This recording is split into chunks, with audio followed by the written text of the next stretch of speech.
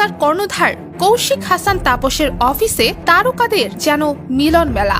দেশের কোথাও কোনো প্রোগ্রামের জন্য যদি কোনো শিল্পীকে ডাকা হয় তাহলে সেখানে লাখ খানেক টাকা খসাতে হবে, কিন্তু একসঙ্গে ডজন খানেক তারকা শিল্পীদের নিয়ে রাতভর রঙ্গলীলা চলে তাপসের গান বাংলার অফিসে।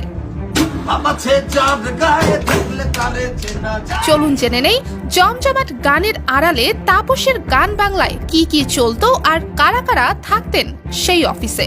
দেশের একমাত্র বিশেষায়িত সঙ্গীত চ্যানেল গান বাংলা দেশি বিদেশি সঙ্গীত সংযোজন আর শিল্পীদের সম্মেলন ঘটিয়ে রীতিমতো গানের রাজা বনে গিয়েছিলেন কৌশিক হাসান তাপস।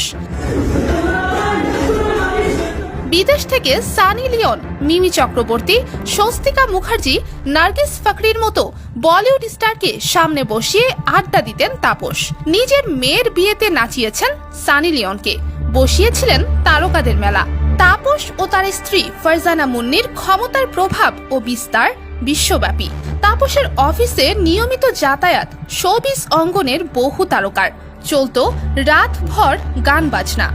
তবে বেসরকারি একটি টেলিভিশন চ্যানেলের রিপোর্টে উঠে আসে সেই গান বাজনার পেছনে তাদের এসব রংলীলার।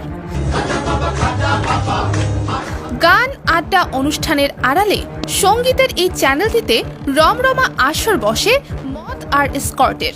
দেশি বিদেশি তারকা ও শিল্পীদেরকে ব্যবহার করা হতো প্রভাবশালী ব্যবসায়ী ও ব্যক্তিদের মনোরঞ্জনের জন্য। সঙ্গীত বিনিময় আর বিনির্মাণের নামে মূলত দেশি বিদেশি নারী শিল্পীদের ব্যবহার করতেন তাপস।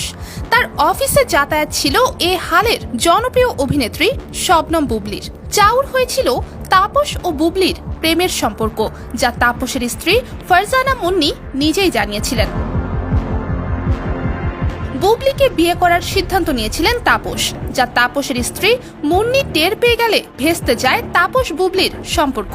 গান বাংলায় যাতায়াত করা নায়িকা পরিমণি ও 3 মডেল নায়িকার এমন কর্মকাণ্ডে জড়িত থাকার কথা জানিয়েছেন একটি বেসরকারি টেলিভিশনকে। নিয়মিতই বসাতেন ফেসবুক লাইভে তারকাদের হাট। দেশি শিল্পীরা রাতভর সেখানে গান গাইতেন, সেই গানের আসর থেকে লাইভ করে দেখাতেন তাপস।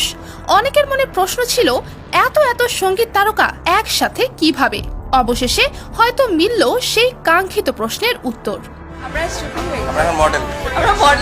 খুব অল্প দিনে তাপস গড়েছেন সম্পদের পাহাড়। দেশে বিদেশে